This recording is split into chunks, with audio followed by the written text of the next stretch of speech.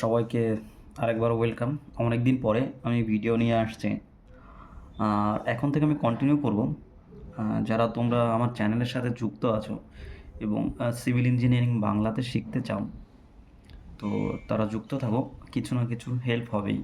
তো আমি একবার একটা নতুন সিরিজ শুরু করব, যেটাতে আমি মেইন যে টপিকগুলো আছে আমাদের সিভিল ইঞ্জিনিয়ারিংয়ে, যেমন সয়েল ইঞ্জিনিয়ারিং বা soil mechanics, surveying, highway engineering, SMTS এবং irrigation, RCC, building material and construction and hydrology, এই 8টা চ্যাপ্টার, 8টা যে সাবজেক্ট আছে, এই সাবজেক্টগুলো আমরা পরপর ভিডিওর মাধ্যমে আমরা শেষ করব এবং একটা ব্রিফ নলেজ নিব, যেন আমাদের সামনে যে কম্পিটিটিভ এক্সাম আসছে সেই কম্পিটিটিভ এক্সাম আমাদের পুরোপুরি ক্লিয়ার হয়ে যায়, কোনো ডাউট যেন না থাকে।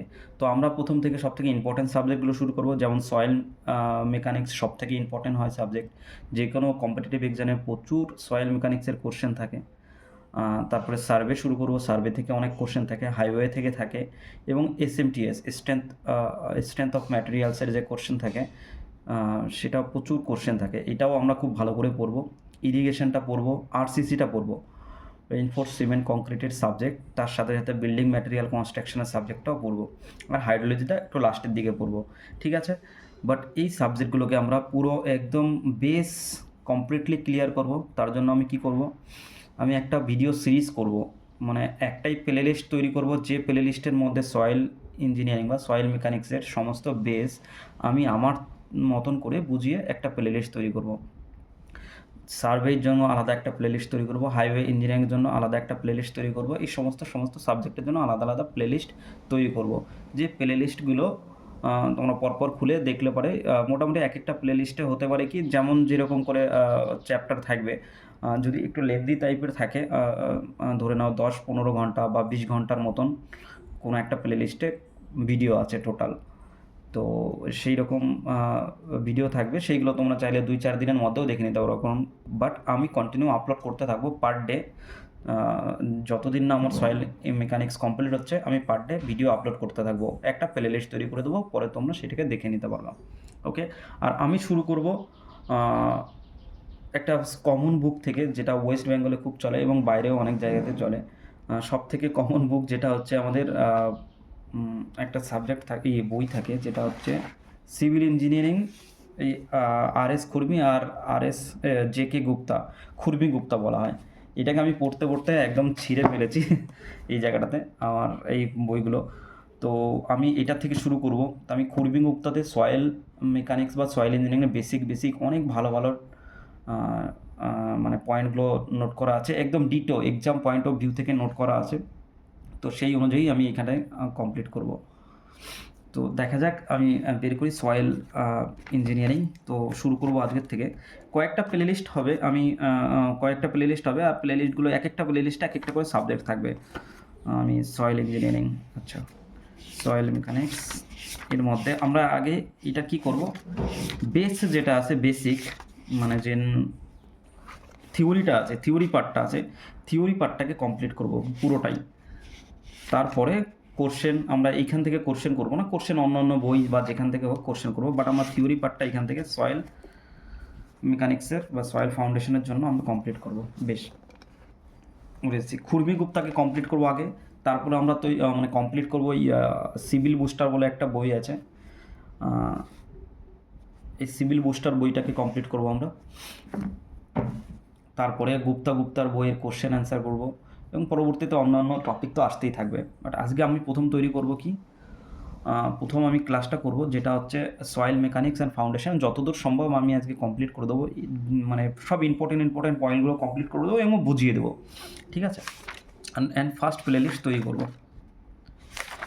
অবশ্য সব থেকে বলতে গেলে কি, খুরমি গুপ্তা বইটাতে অনেক পুরনো বই, তো অনেক কিছু ভুল আছে, তো সেই জিনিসগুলোও আমি তোমাদের বলে দেবো এর মধ্য থেকে, মানে কোন কোন জিনিস পড়তে হবে, কোন কোন জিনিস পড়তে হবে না। আশা করি দেখা যাচ্ছে। ভিডিওর কোয়ালিটি যদি খারাপ মনে হয়, তাহলে একটু কোয়ালিটি মানে ইসের থেকে বাড়িয়ে নিও, ইউটিউব চ্যানেলে ওইখান থেকে। আমি তো বেশ দেখতে পাচ্ছি, মনে হচ্ছে খুব ভালো আছে। বেশ, আমরা সয়েল মেকানিক্স অ্যান্ড ফাউন্ডেশন এইখানকার ইন্ট্রোডাকশন পার্টটা কমপ্লিট করছি। ঠিক আছে, ইন্ট্রোডাকশন পার্ট মধ্যে কী বলতে যাচ্ছে, the according to doctor Karl Terzaghi, actually কিন্তু ডক্টর কার্লস তারজাগিসকেই সয়েল মেকানিক্সের ফাউন্ডেশন বলা হয়। বোঝা গেল? এই নিয়েই অনেক কোশ্চেন থাকে যে সয়েল মেকানিক্স বা সয়েলের ফাদার অফ সয়েল কাকে বলা হয়। এই ডক্টর কার্ল তারজাগিসকেই বলা হয়। এই তারজাগিসই পরবর্তীতে অনেক ধরনের ফর্মুলা দিয়েছে। তারজাগিস ব্যারিং ক্যাপাসিটি ফর্মুলা, তারপরে foundation related formula, depth related formula. বোঝা গেল? বেশ, ইন্ট্রোডাকশন পার্টে আমরা এই জিনিসটা দেখে নিচ্ছি। Terzaghi soil mechanics, application of law of mechanics and the hydraulic engineering problem dealing with the sediment and other unconsolidated accumulated of soil particle produced by the mechanical and chemical disintegration of rock regardless of whether or not they contain an admixture of organic construction. The term of soil has various mechanics depending upon the general professional field in which it is being considered. এখানে কিছুই বলা নেই soil কীভাবে তৈরি হয়েছে সেই সমস্ত, আর কি সয়েল কীভাবে তৈরি হয় সেই সমস্ত ব্যাপারটা আমি আরেকবার তোমাদের বলে দিই।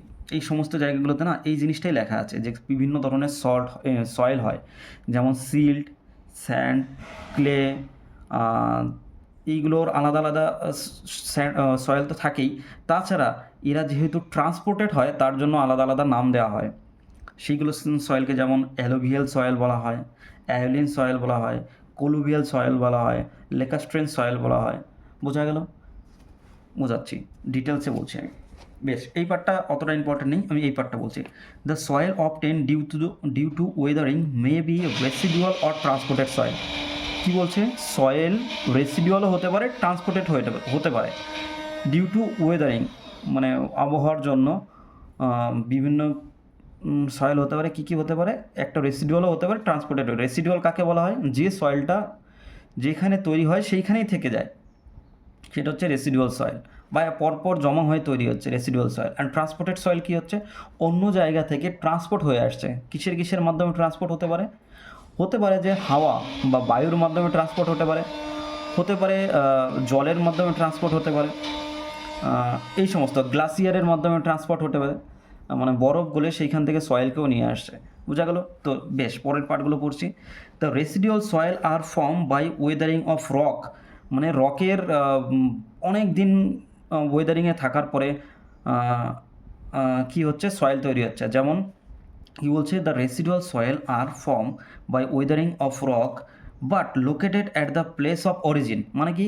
রককেই অনেক দিন থাকার জন্য, ওয়েদারিং এফেক্টের জন্য রকেরই সয়েল তৈরি হয়েছে, বাট যে লোকেশনে সয়েলটা তৈরি হয়েছে সেই লোকেশনেই থাকছে। This soil are from rock like granite, basalt, sandstone, limestone and salt.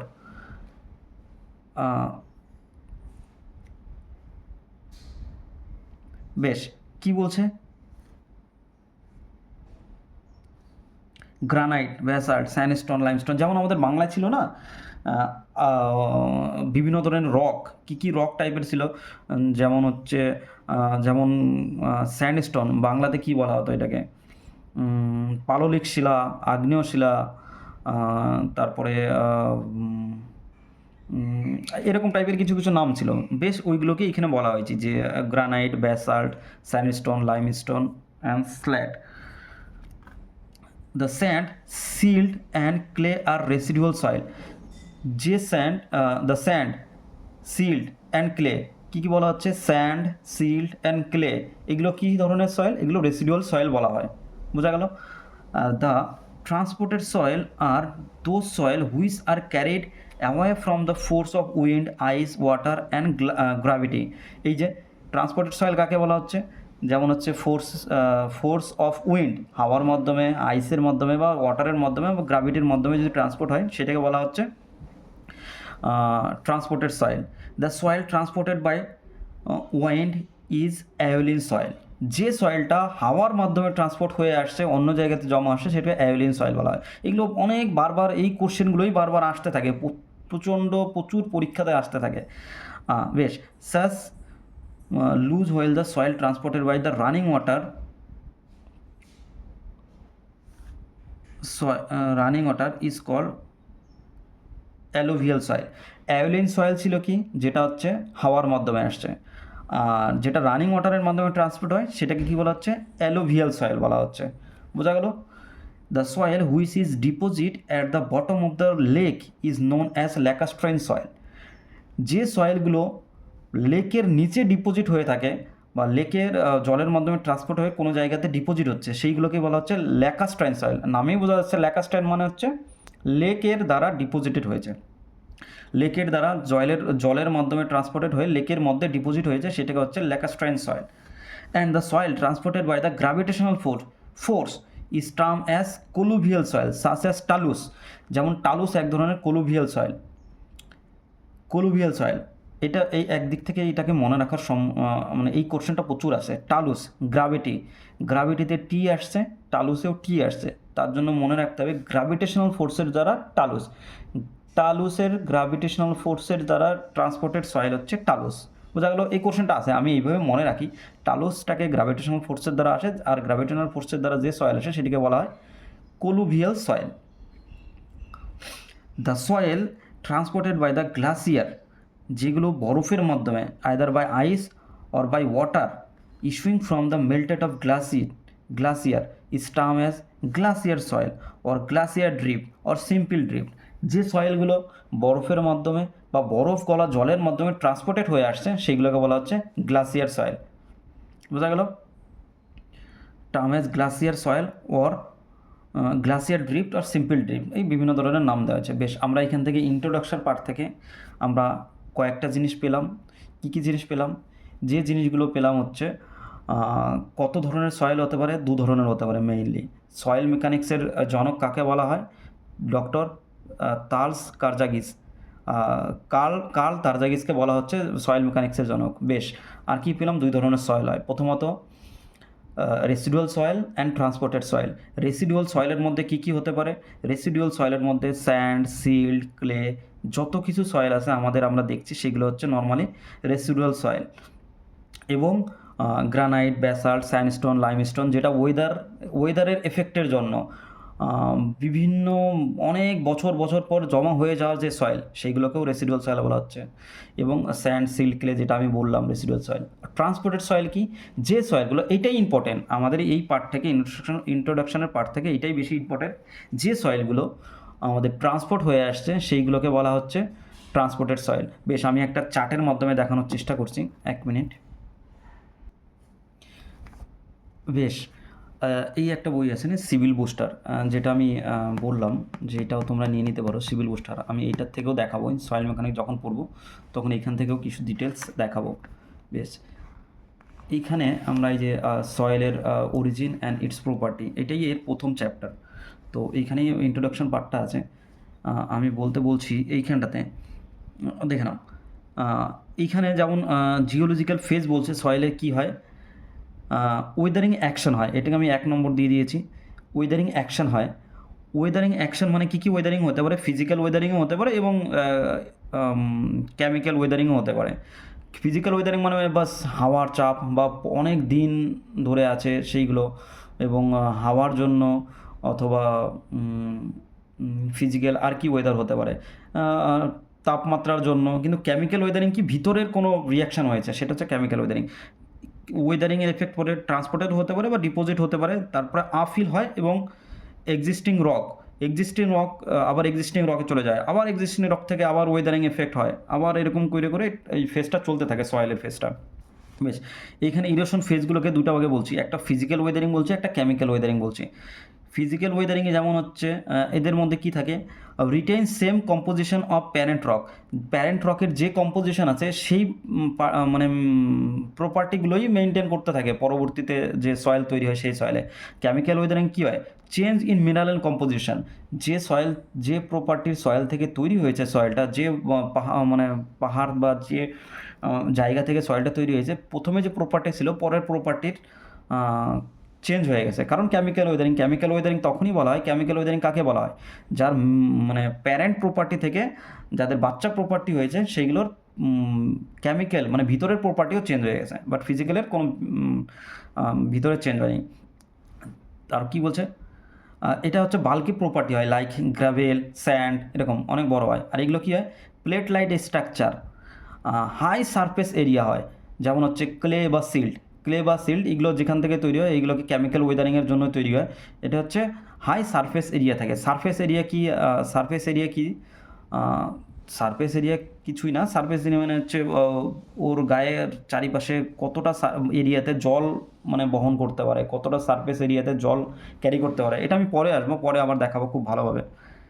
আচ্ছা, আর একটা ফিজিক্যাল ওয়েদারিংয়ের যে সয়েলগুলো হয়, এদের শেপ কেমন হয়, অ্যাঙ্গুলার হতে পারে, রাউন্ডেড হতে পারে, ফ্ল্যাট হতে পারে, ইলংগেটেড হতে পারে। এদের কি হয়, crystalline particle of colloidal size known as clay mineral. যেমন ক্লে মিনারেল কী হয়, ক্রিস্টালাইন পার্টিকেল হয় বা ক্লোয়েডাল সাইজের মতন হয়। ক্লোয়েডাল সাইজ মনে হয় খুব কম, একদম খুব ছোট সাইজের। বেশ, এই যেটা বলছিলাম আমি, যেটা দেখানোর জন্য আমি এটা খুললাম অ্যাকচুয়ালি, এই জায়গাটাতে দেখিয়ে দিচ্ছি আমি। হ্যাঁ, অ্যালুভিয়াল সয়েল রিভার বা রানিং ওয়াটারের মাধ্যমে আসে। ম্যারাইন সয়েল, এখানে একটা এক্সট্রা নাম দেওয়া হয়েছে ম্যারাইন সয়েল, যেটা হচ্ছে সি ওয়াটারের মাধ্যমে আসে। এবং ল্যাকাস্ট্রাইন সয়েল, যেটা লেক বা মানে সিল্ট ওয়াটারের মাধ্যমে যে সয়েলটা তৈরি হয়, সেটা হচ্ছে ল্যাকাস্ট্রাইন সয়েল। আর অ্যাওলিন সয়েল, যেটা হচ্ছে হাওয়ার মাধ্যমে বললাম তৈরি হয়, যেমন হচ্ছে স্যান্ড ডুন বা loess. Wind like as sand wind বা লুইস, এই স্যান্ড উইন্ড বা লুইস এই সমস্ত হচ্ছে অ্যাওলিন টাইপের সয়েল। আর গ্লাসিয়ার সয়েল যেমন হচ্ছে আইস থেকে তৈরি হয়, এইটা খুব আসে ইম্পর্ট্যান্ট, এগুলো কোশ্চেন আসে। ড্রিফট অ্যান্ড টিল হচ্ছে গ্লাসিয়ার টাইপের সয়েল। ঠিক আছে, বেশ। আর এখান থেকে সেরকম বলার কিছু নেই। এরপরে ইন্ডেক্স প্রপার্টি চলে আসছে সয়েলের, সেটা পরে বলছি আমি।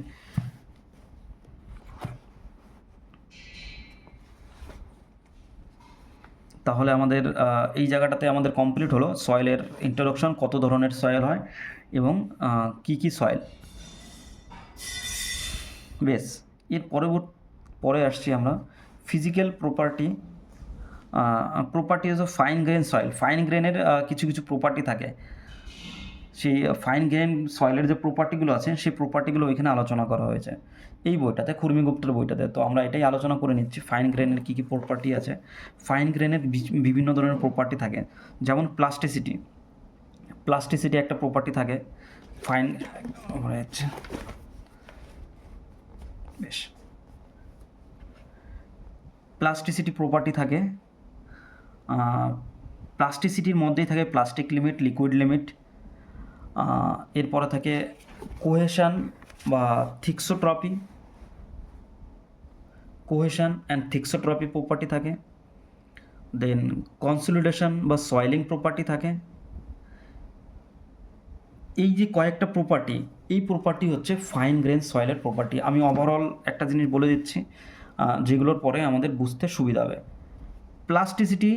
প্লাস্টিসিটি মানে হচ্ছে সয়েলটাকে আমি দুমড়ে মুচড়ে কিছু একটা যদি তৈরি করতে পারি, তার মানে সয়েলের মধ্যে প্লাস্টিসিটি প্রপার্টি আছে।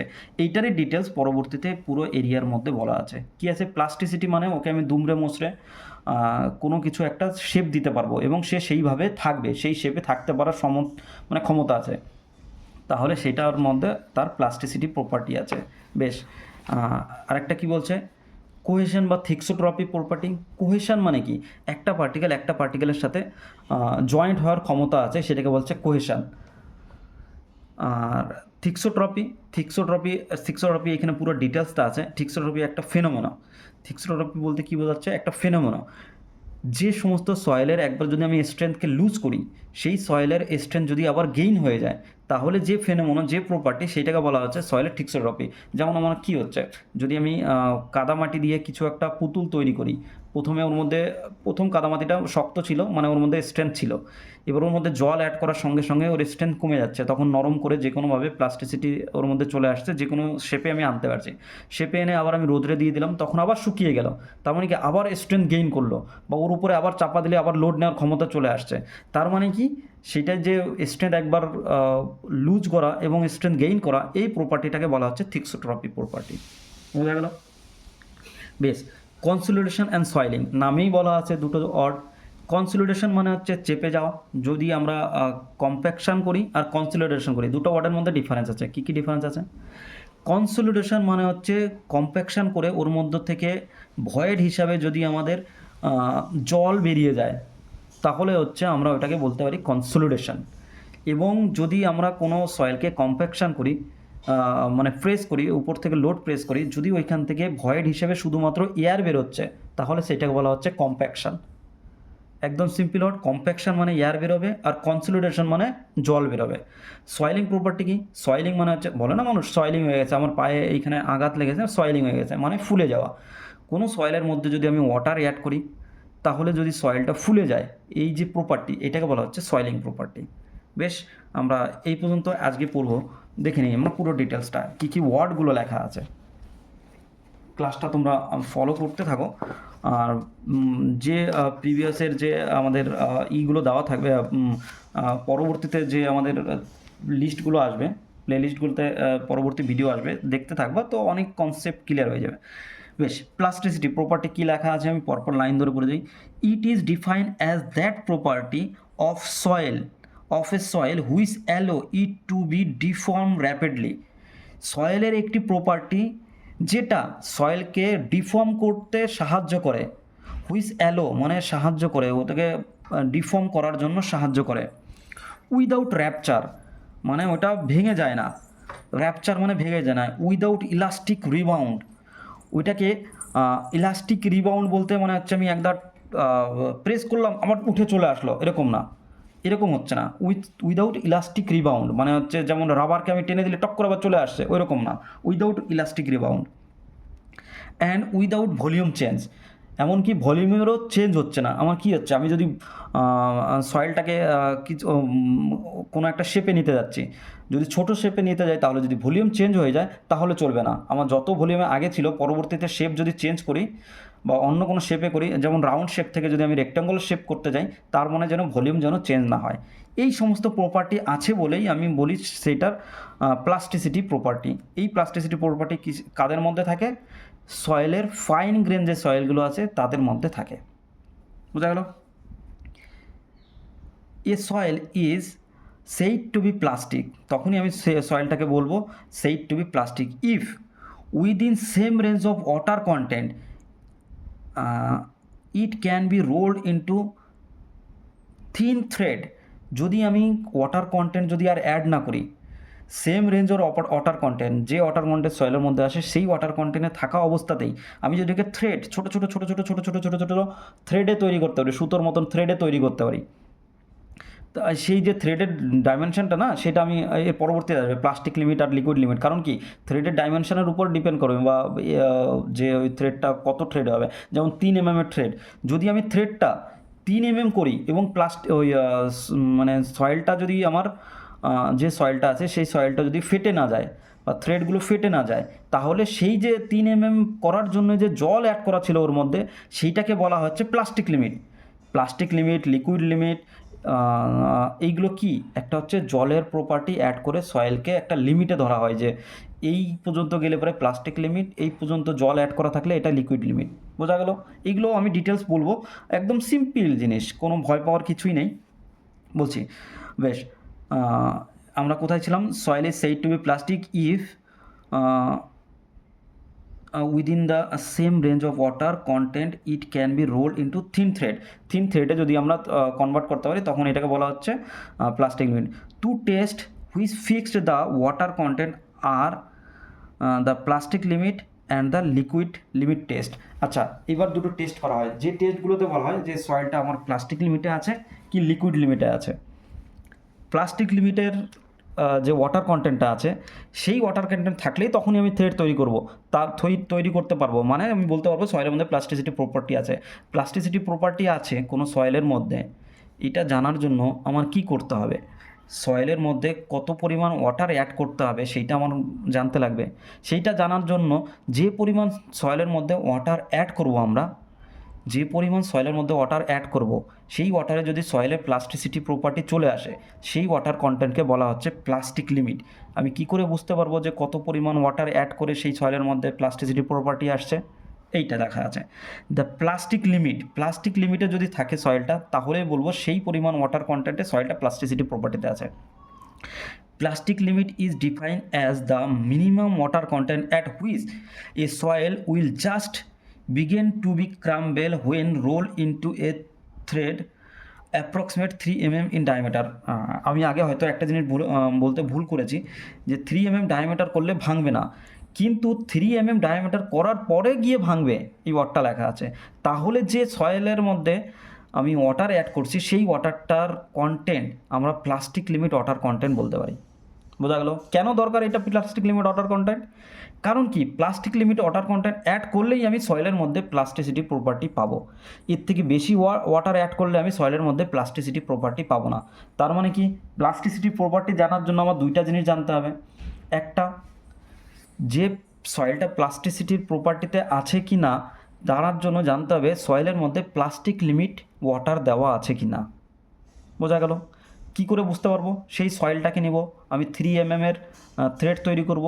যদি 3 mm এর করার পরে জাস্ট ক্রাম্বেল হওয়া শুরু করে, 3 mm এর থ্রেড তৈরি করার পরে এইগুলো সয়েলের সঙ্গে ওয়াটার মিক্স করে সেটাকে একটা পেস্ট, একটা বেশ সুন্দর কম্পোজিশন তৈরি করে সেটাকে থ্রেড তৈরি করা হয় হাত দিয়ে, এরকম করে।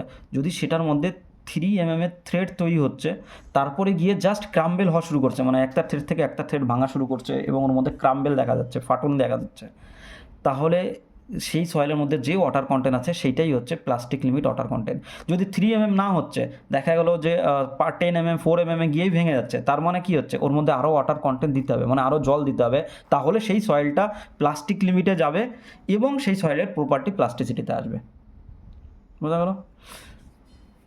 বেশ, এবার লিকুইড লিমিট কাকে বলছে? লিকুইড লিমিট কিছুই না, লিকুইড লিমিটকে এখানে মেজারমেন্ট করার একটা কন্ডিশন দেওয়া হয়েছে। লিকুইড লিমিট মানে কি হচ্ছে, লিকুইড লিমিটে কি হয়, সয়েলের বিয়ারিং ক্যাপাসিটি কমে যাবে, সয়েলের মধ্যে বেশি পরিমাণ জল অ্যাড করাকেই বলা হচ্ছে লিকুইড লিমিট।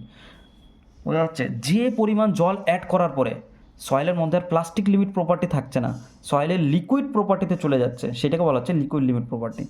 যেমন liquid limit is define as the minimum water content at which the soil is sufficiently fluid as a flow specific amount when jar 25 time in standard apparatus। এটা বলছি এবার, আমরা তো সয়েলের মধ্যে যখন জল অ্যাড করছি, যে মিনিমাম জল অ্যাড করার পরে সয়েলের যে পেস্ট তৈরি হলো, সেই পেস্টটাকে যদি আমি ক্যাসা গ্রাইন্ডার বলে একটা অ্যাপারেটাস থাকে লিকুইড লিমিট টেস্ট করার জন্য, সেই বাউলটার মধ্যে আমি জলটা, সয়েলের পেস্টটাকে রাখা হয় এবং ওইখানে একটা দাগ করে দেওয়া হয়। তোমরা ইউটিউবে অনেক ভিডিও পেয়ে যাবে, মানে ফিজিক্যাল বা প্র্যাকটিক্যাল করা, যেগুলি লিকুইড লিমিট টেস্ট করার মানে কীভাবে করে। এবার ওইটাকে দাগ করে দেওয়া হয় এবং দাগ করার পরে সেইখান থেকে সেই যে এক পাশে হ্যান্ডেল থাকে একটা, এই হ্যান্ডেলটা ঘোরানোর পরে ওই যে সয়েলকে দুভাগে ভাগ করে দেওয়া হয়েছে, একটা সয়েল পেস্ট থাকে একটা বাটির মতন, বাটির মধ্যে সয়েলটাকে ভরানো হয়, মাঝখান দিয়ে দাগ করে সয়েলটাকে কেটে দেওয়া হয়, কাটার পরে এই দিকে একটা হ্যান্ডেল থেকে ঘোরানো হয়। 25 বার ঘোরানোর পরে যদি সয়েলটা মিশে যায়, এইখানটাতে এসে মিশে যায়, তাহলে আমরা বলতে পারি যে সয়েলের মধ্যে যে ওয়াটার কন্টেন্ট আছে সেই সয়েলের সেইটা হচ্ছে লিকুইড লিমিট ওয়াটার কন্টেন্ট। বোঝা গেল? আমাদের এগুলো কেন জানতে হচ্ছে, লিকুইড লিমিট, প্লাস্টিক লিমিট কেন জানতে হচ্ছে? কারণ যদি সয়েলের মধ্যে লিকুইড লিমিট ওয়াটার কন্টেন্ট থাকে, তাহলে তো সেই সয়েলটা দিয়ে আমি প্লাস্টিসিটি প্রপার্টিটা গেইন করতে পারবো না। তার মধ্যে কতটা বিয়ারিং ক্যাপাসিটি আসবে, কতটা লোড ক্যারিং ক্যাপাসিটি আসবে, এইগুলো আমরা মেজারমেন্ট করতে পারবো না, কারণ সয়েলের মধ্যে প্লাস্টিসিটি প্রপার্টি আছে এবং সয়েলকে আমি কিছু একটা শেপে তৈরি করতে পারবো। তার জন্য আমার প্লাস্টিক লিমিট ওয়াটার দরকার, লিকুইড লিমিট ওয়াটার থাকলে চলবে না। তার জন্য আমাদের এগুলো টেস্ট করতে হচ্ছে। বেশ, এইবার আরও কিছু আমি বলে দিচ্ছি, 1 মিনিট। এই যেটা লিকুইড লিমিট টেস্ট করার যে আমাদের যন্ত্রটা থাকবে, এটা ক্যাসা গ্রাইন্ডার টুল বলা হয়। আমরা অ্যাকচুয়ালি ক্যাসা গ্রাইন্ডার টুল দিয়ে করি। এখানে কেটে দেওয়া হয়, এখানে গ্রুপ তৈরি করে দেওয়া হয়, এখানে একটা গ্রুপ তৈরি করে দেওয়া হয় সয়েল পেস্টটাকে, এবং এই পাশের হ্যান্ডেলটাকে 25 বার ঘোরানোতে যেন এটা মিক্স হয়ে যায়। যদি মিক্স হয়ে যায়, যে ওয়াটার কন্টেন্টে মিক্স হলো সেটাকে বলা হচ্ছে লিকুইড লিমিট ওয়াটার কন্টেন্ট। এগুলো এই যে minimum water content at which soil has tendency two flow, মানে সয়েল জাস্ট ফ্লো টেন্ডেন্সিতে চলে গেছে। এটা কী করে বুঝবো? সয়েলের পেস্ট তৈরি করব আমি, ওর মধ্যে জল অ্যাড করে এটাকে ঘুরাবো যে কত বাউলে এটা মিক্স করছে। অ্যাকচুয়ালি এইভাবে তো 25টা বাউলে মিক্স করবে না, তো আলাদা আলাদা জল দিতে লাগবে। তার জন্য আমরা কি করি, একটা গ্রাফ তৈরি করি, 3বার টেস্ট করা হয় এবং 3বার টেস্ট করে একটা গ্রাফ তৈরি করি, একটা লগ স্কেলে গ্রাফ তৈরি করা হয়, একটা ওয়াটার কন্টেন্ট অ্যাড করা হয়। বিভিন্ন ওয়াটার কন্টেন্ট মিক্স করে আমি সয়েলের গ্রাফ তৈরি করি যে 25 বারে মিললো কি 30 বারে মিললো বা 28 বারে মিললো বা 15 বারে মিললো, বিভিন্ন বারে মিললো। তো গ্রাফ করার পরে আমি দেখে নিই যে ওইটা 25 বারে মেলার জন্য কতটা ওয়াটার কন্টেন্ট ছিল। বোঝা গেল? অ্যাকচুয়ালি তো 25 বারে মেলার জন্য এক্স্যাক্ট ওয়াটার কন্টেন্ট আমরা অ্যাড করতে পারবো না, বিভিন্ন আলাদা আলাদা ওয়াটার কন্টেন্ট অ্যাড করে আমি একে টেস্ট করি। দেখা গেলো একবার 15-তে মিললো, একবার 28-এ মিললো, একবার 30-এ মিললো। তার মানে আমি একটা এই লগারিদমের ফ্লো কার্ভ তৈরি করি এবং এইখান থেকে 25-এর জন্য একটা দাগ টেনে আমি ওয়াটার কন্টেন্ট বের করে দিতে পারি যে এই ওয়াটার কন্টেন্টে আমার লিকুইড লিমিট আছে সয়েলটা। আচ্ছা, আরেকটা জিনিস, all soil liquid limit have similar share strength. যে কোনো সয়েলই হোক, অ্যাকচুয়ালি একটা লিকুইড লিমিটের শেয়ার স্ট্রেন্থ খুবই কম হয়, আমরা নেগলিজেবল ধরি, অথবা 2.7 কিলো নিউটন পার মিটার স্কোয়ারে লিকুইড লিমিটে আমি শেয়ার স্ট্রেন্থ ধরতে পারি যে সয়েলের লোড ক্যারিং ক্যাপাসিটি আছে।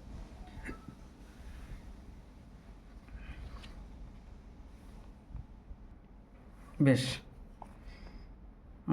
আমাদের লিকুইড লিমিট, প্লাস্টিক লিমিট আর প্লাস্টিসিটি প্রপার্টিতে গেল। এইবার আমরা দেখে নিচ্ছি কোহেশন অ্যান্ড থিক্সোট্রপি প্রপার্টি কি বলছে। The capacity of soil two resist sharing strength is known as cohesion. Sharing strength মানে শেয়ারিং স্ট্রেসকে রেজিস্ট করে যে ক্যাপাসিটি সয়েলের, সেই ক্যাপাসিটিকে বলা হচ্ছে তার কোহেশন। মানে যার যত কোহেশন বেশি হবে তার তত শেয়ার স্ট্রেসকে সে রেজিস্ট করতে পারবে, মানে তার তত শেয়ার স্ট্রেংথ বেশি হবে। মানে কি, কোহেশন কী করে টেস্ট করে জানা আছে? আমরা একটা সয়েলকে রাউন্ড করি, একটা cohesion test, share strength test করে কী করে? শেয়ার স্ট্রেন্থ টেস্ট করার জন্য একটা সয়েলকে নেওয়া হয় এবং সয়েলকে মিডিল বরাবর, মানে দুই পাশ থেকে ফোর্স দিয়ে মিডিল বরাবর একটা সয়েলের সাপোজ একটা রাউন্ড শেপের, একটা সিলিন্ডার শেপের, রাউন্ড শেপের একটা করা হলো, মানে সয়েল স্যাম্পেল নেওয়া হলো এবং দুপাশ থেকে বা চারকোনা শেপের একটা সয়েল স্যাম্পেল নেওয়া হলো, চারকোনা একটা বক্সের শেপের কিন্তু সলিড বক্স নেওয়া হলো এবং মাঝখানে বরাবর রেখে দুপাশ থেকে আমি প্রেস দিলাম, মাঝখানে বরাবর যেন কেটে যায়। তো কাটার জন্য যে শক্তি দরকার পড়বে সেইটাই ওই সয়েলের শেয়ার স্ট্রেংথ। বোঝা গেল? এই শেয়ার স্ট্রেন্থ সম্বন্ধে পরবর্তীতে আসবে, আমি পুরো ডিটেলস বলবো শেয়ার স্ট্রেন্থ কী জিনিস, কীভাবে করছে।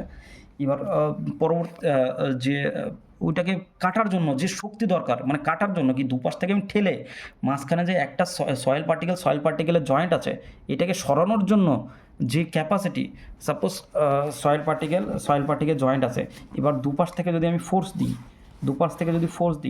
তো ফোর্স দেওয়ার জন্য সয়েল পার্টিকেলকে একটা পার্টিকেল থেকে একটা পার্টিকেলের মধ্যে, একটা লেয়ার থেকে আরেকটা লেয়ারে সরানোর জন্য যে ফোর্স লাগবে সেটাই হচ্ছে সয়েলের শেয়ার স্ট্রেন্থ। এই যে এটা তো বোঝাই যাচ্ছে ওর কোহেশন মানে হচ্ছে আঠালো ভাবটা, মানে সয়েলগুলোকে সরাতে দিচ্ছে না, তার মানে ওর মধ্যে শেয়ারিং স্ট্রেন্থ বেশি আছে এবং ওর মধ্যে কোহেশন প্রপার্টি আছে। কোহেশন মানে কি, কিছুই না, the capacity of soil two resist sharing stress is known as cohesion. This strength is basically due to the sharing strength of the absorbed layer that separated the grain at this point। মানে কি, এটাই বলছে, এইটাই হচ্ছে basically একটা share strength, যেটা হচ্ছে কি করে আমার একটা লেয়ারের থেকে মানে সরতে দেয় না এবং ওদের মধ্যে যে আছে স্ট্রেংথ গেইন করে রাখে, ধরে রাখে। বোঝা গেল? আমি এটাই বোঝাচ্ছিলাম বারবার করে যে shear strength is basically due to shearing strength of the absorb layer, ওই লেয়ারগুলোতে that separate the grain at this point. ওই লেয়ারে যে সেপারেট হচ্ছে একটা গ্রেন থেকে সেপারেট হচ্ছে, সেই লেয়ারেই শেয়ার স্ট্রেংথকে আমরা ডিফাইন করতে পারি। When the sensitivity of clay are used in construction, When the sensitive clay are used in construction, they lose strength due to the remolding during the construction operation. When it is however, with the passage of time, the strength again increase through not to be the same original level. This phenomenon of strength lose strength and gain with no change in volume or water content is called thixotropy. Thixotropy কাকে বলছে? When sensitive clay are used in construction, যখন আমি sensitive ক্লেকে কনস্ট্রাকশানে use করি, sensitive clay মানে কি বলছি, এই যে সেন্সিটিভ ক্লে মানে কি, সেটাকে বলা হচ্ছে সেন্সিটিভিটি। সেন্সিটিভিটি মানে কি, unconfined compressive strength of an undisturb soil to unconfined compressive strength of remoulded soil. মানে হচ্ছে আনডিস্টার্ব সয়েলের যে কম্প্রেসিভ স্ট্রেংথ নিতে পারবে সেটাকে যদি চারিপাশে আনকনফাইন করা থাকে, এগুলো একটা টেস্ট, সয়েলের শেয়ার স্ট্রেংথ টেস্ট করার জন্য একটা টেস্ট, সেটা পরে বলছি, বাট এইটা বুঝে নাও আগে যে unconfined compressive strength of an undisturb soil, সয়েলকে এখনও ডিস্টার্ব করা হয়নি, জাস্ট সয়েলের উপরে কম্প্রেসিভ স্ট্রেংথ দিয়ে দেখা গেছে ওর মধ্যে কতটা কম্প্রেসিভ স্ট্রেংথ নিতে পারছে, সেই strength divided by unconfined compressive strength of remoulded soil. কোনো একটা সয়েলকে তুলে নিয়ে এসে সেইটা কোনো একটা মোল্ডের মধ্যে ভর্তি করে কম্প্রেশন করে কম্প্যাকশন করে তার উপরে আমি কম্প্রেসিভ স্ট্রেংথ দিচ্ছি, টেস্ট করছি যে সয়েল কতটা কম্প্রেসিভ লোড নিতে পারে, সেটা হচ্ছে রিমোল্ডেড সয়েল। আনডিস্টার্ব সয়েল মানে কি, জাস্ট আমি তুলে নিলাম, কোনো আনডিস্টার্ব করিনি কোনো জায়গা থেকে ওইটাকে, মানে হচ্ছে কোনো একটা জায়গাতে আমি স্যাম্পেল কালেক্ট করছি, সেই স্যাম্পেলের উপরে লোড চাপিয়েছি, ওটাকে আর কম্প্রেশন করে নিই বা রিমোল্ড করে নিই। আর আবার একটা স্যাম্পেল, সেই যে স্ট্রেংথ নিতে পারে, প্রথমত যে স্যাম্পেল আমি যে স্যাম্পেলটা আমি সয়েলের রেখেছি, যার উপরে আমি লোড দিয়েছি, সেটা আনডিস্টার্ব সয়েল। এবং যে ডিস্টার্ব সয়েল কাকে বলা হচ্ছে, যেটার মধ্যে হচ্ছে ডিস্টার্ব বা রিমোল্ডেড সয়েল কাকে বলা হচ্ছে, এটা রিমোল্ডেড সয়েল বলছি, সেটাকে আমি ব্রেক করে বা সেইটাকে আমি অন্য একটা মোল্ডে ভর্তি করে তার উপর কম্প্রেশন লোড টেস্ট করছি। বোঝা গেল? তার মানে কি, এই যে ডিটেলস লেখা আছে, আনডিস্টার্ব সয়েল, যেটা আনডিস্টার্ব সয়েলের কম্প্রেসিভ স্ট্রেংথ, আর রিমোল্ডেড সয়েলের কম্প্রেসিভ স্ট্রেংথ, এই দুটো রেশিওকে বলা হয় সেন্সিটিভিটি কাকে বলা হয়, বোঝা গেল? তার মানে আনডিস্টার্ব সয়েলের যদি আমার লোড ক্যারিং ক্যাপাসিটি বেশি থাকে আর ডিস্টার্ব সয়েলের লোড ক্যারিং ক্যাপাসিটি কম থাকে, তাহলে সেন্সিটিভিটি কী হবে, একের বেশি হবে। বোঝা গেল? এই যে দ্য পয়েন্ট, যেমন যদি একই হয়, মানে ডিস্টার্ব সয়েলের যদি আমার যে কম্প্রেসিভ লোড নেওয়ার ক্ষমতা, আনডিস্টার্ব সয়েলের কম্প্রেসিভ লোড নেওয়ার ক্ষমতা সেম হয়, তাহলে দুটো ভাগ করলে এক হয়ে যাবে। তাহলে কী হবে, সেটাকে বলছে ইনসেনসিটিভ। যেমন হচ্ছে গ্রাভেল বা কোর্স স্যান্ড, মানে কোর্স স্যান্ডকে আমি ডিস্টার্ব করলেও যে লোড নেবে, ডিস্টার্ব না করলে আনডিস্টার্ব সয়েলের যে লোড সেটাও সেম নেবে। যেমন গ্রাভেলের কী হবে, গ্রাভেল যদি আমার ফিল্ডে যে লোড নেবে বা গ্রাভেল অন্য জায়গায় তুলে এনে তার উপরে যদি লোড চাপে সেই লোডই নিচ্ছে, তাহলে এটাকে ইনসেনসিটিভ বলছি। মানে লোড ক্যারিং ক্যাপাসিটি বা কম্প্রেসিভ স্ট্রেংথ অফ সয়েল আনডিস্টার্বের ডিভাইডেড বাই রিমোল্ডেড বা ডিস্টার্বের, এই ক্যাপাসিটি, এইটাকে বলা হচ্ছে সেন্সিটিভিটি। যদি দুটো সেম হয় তাহলে ইনসেনসিটিভ বলবো আমরা। এবার 2 থেকে 4 যদি হয়, মানে আনডিস্টার্বের যদি ক্যাপাসিটি বেশি হয়, মানে লোড ক্যারিং ক্যাপাসিটি রিমোল্ডের থেকে, সেটাকে বলছে নর্মাল বা লো সেন্সিটিভ বা হানিকম টাইপের। যেমন যদি ফিল্ডে গিয়ে টেস্ট করছিলাম আমি, যেমন নর্মাল লো ফিল্ডে গিয়ে টেস্ট করছি, তার যে সেন্সিটিভিটি আছে, তার যে লোড ক্যারিং ক্যাপাসিটি আছে, আর রিমোল্ডিংয়ের যে লোড ক্যারিং ক্যাপাসিটি আছে তার 4 গুণ, 2 থেকে 4 গুণ, তাহলে সেটাকে বলছি মানে নর্মাল বা লো সেন্সিটিভ। বেশ, আর 4 থেকে 8 টাইম যদি হয়ে যায় রিমোল্ডেড সয়েলের লোড ক্যারিং ক্যাপাসিটি বা শেয়ার স্ট্রেংথ বা স্ট্রেংথ অফ কম্প্রেসিভ স্ট্রেংথ আর আনডিস্টার্ব সয়েলের লোড ক্যারিং ক্যাপাসিটি বা কম্প্রেসিভ স্ট্রেংথ যদি 4 থেকে 8 টাইম হয়ে যায়, সেটাকে বলে সেন্সিটিভ সয়েল। যেমন হচ্ছে সিল্ট বা ক্লে, মোস্ট অফ ক্লের কী হয়, এইরকম টাইপেরই সেন্সিটিভিটি থাকে। আর যদি 8 থেকে 16 টাইম হয়ে যায়, মানে রিমোল্ডেড সয়েলের চাইতে আনডিস্টার্ব সয়েলের লোড ক্যারিং ক্যাপাসিটি বা কম্প্রেসিভ স্ট্রেংথ যদি 8 থেকে 16 টাইম হয়ে যায়, তাহলে সেটাকে বলা হচ্ছে এক্সট্রা সেন্সিটিভ। বোঝা গেল? আর 16-র উপরে হয়ে যায় কুইক বা আনস্টেবল। তার মানে কি, রিমোল্ডেড যদি আমি করি, আনস্টেবল কেন বলছি আমি, যেখানে আমি সয়েলের উপরে লোড চাপিয়েছিলাম সেখানে লাগছিল কত টাইম, সেখানে মনে করো যে 17 kilonewton per metre square load নিতে পারছে, কিন্তু ওটাকে ডিস্টার্ব করার পরে মাত্র 1 কিলোনিউটন পার লোড নিতে পারছে। তার মানে সেটা হচ্ছে কুইক বা আনস্টেবল, এই স্যান্ডের উপরে লোড নিতেই পারবে না পরবর্তীতেও, এটা দিয়ে করা হয় না। আমাদের একটা টার্ম ছিল যেটা হচ্ছে সেন্সিটিভ কেলে যদি আমরা ইউজ করি, এখানে একটা টার্ম ছিল যে জায়গাতে হোয়েন সেন্সিটিভ কেলে are used in construction. Sensitive কেলে কাকে বললাম, বলে দিয়েছি যে সেন্সিটিভ কেলে সেটাকেই বলছে যার আনকনফাইন ওয়ার্ডটা বাদ দাও, আনকনফাইন মানে হচ্ছে চারিপাশে কনফাইন করা নেই, মানে খোলা আছে। Unconfined compressive strength of undisturb soil, undisturb সয়েলের যে compressive strength divided by remoulded সয়েলের কম্প্রেসিভ স্ট্রেংথ। বোঝা গেল, এটাকে বলা হচ্ছে সেন্সিটিভিটি। সেন্সিটিভ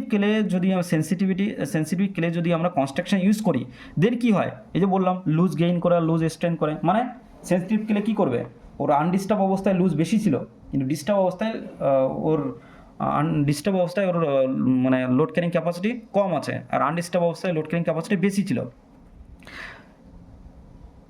তাহলে কী আছে, কী করছে, এই জন্য লুজ একবার গেইন করছে, একবার কী করছে, একবার যদি ডিস্টার্বে থাকে তাহলে লুজ মানে স্ট্রেংথ কী হচ্ছে, লুজ হচ্ছে, আর আনডিস্টার্বে থাকে লুজ স্ট্রেংথ বেশি হয়েছে।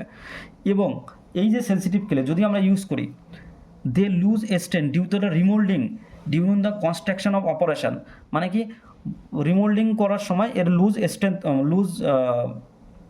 কি এর স্ট্রেংথ কী হচ্ছে, লুজ হচ্ছে। However with the passage of time the strength gain increase. এবার কী হচ্ছে, অনেক দিন থাকার পরে আবার কী হচ্ছে, যেমন আমি ক্লের উদাহরণটা দিয়েছিলাম, প্রথমে ওটা যে লোড নিতে পারবে, মনে করো ক্লে শুকানো আছে, প্রচুর লোড নিতে পারবে, ওর মধ্যে জল অ্যাড করলাম অথবা ওইটাকে মোল্ড করলাম বা ওইটাকে রিমোল্ড করলাম, তখন ওর লোড কম নিতে পারবে, এবং অনেক দিন ছেড়ে দিলে পরে সেই ক্লেটাই আবার অনেকটা লোড নিতে পারবে যখন শুকিয়ে যাবে বা পরপর অনেক দিন টাইমের পরে। এই যে ফেনোমেনা, এই ফেনোমেনাটাই বলা হচ্ছে আমাদের থিক্সোট্রপি। সয়েলের যেই ফেনোমেনো, এটাকেই বলা হচ্ছে থিক্সোট্রপি। বোঝা গেল, একদম সিম্পল ওয়ার্ডে আমি বুঝিয়ে দিলাম। বেশ, আর জিনিসগুলো বলে দিচ্ছি।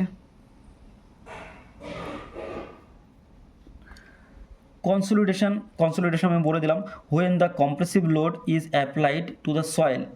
কম্প্রেসিভ লোড, কনসলিডেশন আর কম্প্যাকশনের মধ্যে সিম্পল ডিফারেন্স। যখন আমি কম্প্রেসিভ লোড ইউজ করব অফ সয়েলে, the decrease of volume soil mass, a decrease in its volume take place. The decrease in the volume of soil mass under stress is known as compressive, and the property of soil mass pertain to its susceptibility to decrease its volume under pressure is known as compressibility.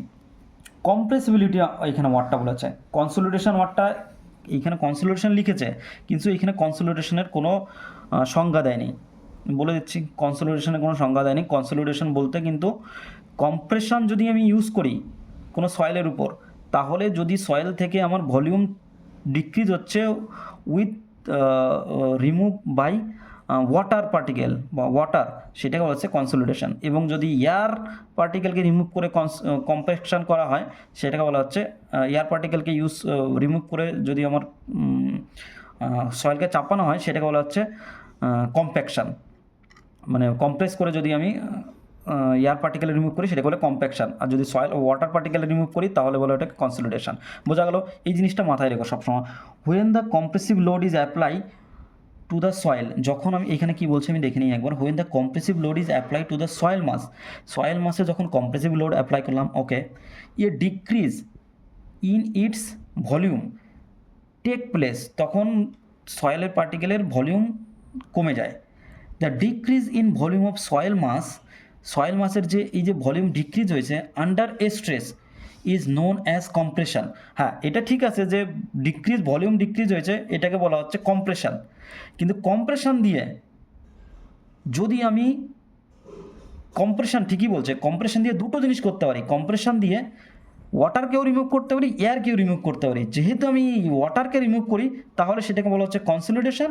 এবং compression দিয়ে যদি আমি এয়ারকে remove করি, সেটাকে বলা হচ্ছে compaction. ওয়াটারকে remove করলে consolidation, এয়ারকে remove করলে কম্প্যাকশন।